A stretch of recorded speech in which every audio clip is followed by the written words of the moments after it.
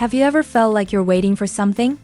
Waiting for someone to finally notice you, to pick you, to give you the applause you think you need. Most people spend their entire lives in that waiting room. But the rare few, they do something different. They stop waiting. They choose themselves. That one small decision to turn their focus inward, instead of outward, shifts the entire course of their lives.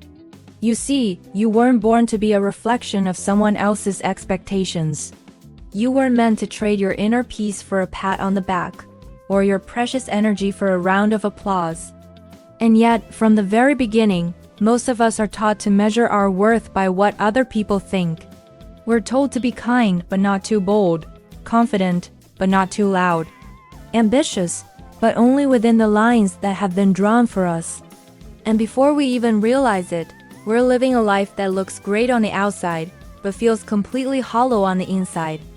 But what if that quiet, nagging discomfort you've been feeling is actually your soul begging to be reclaimed?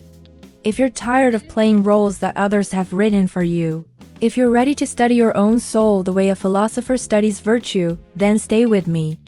What you're about to hear might just be the permission you need to take your life back. And if that speaks to something deep inside you, please subscribe.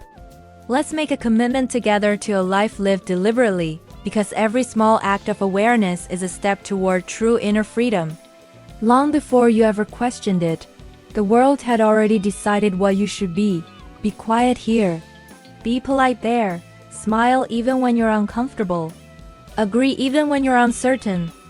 You were trained to play a role before you even understood who you really were.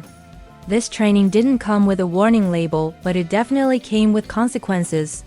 You learned that love was conditional, that acceptance had a price, and that the easiest path to survival was staying within the boundaries others built for you. You weren't taught to listen to your inner voice. You were taught to override it. And so you did, again and again, until the silence inside you didn't feel like a choice anymore. It just felt normal. This goes deeper than just culture or upbringing. This carves itself into your very nervous system.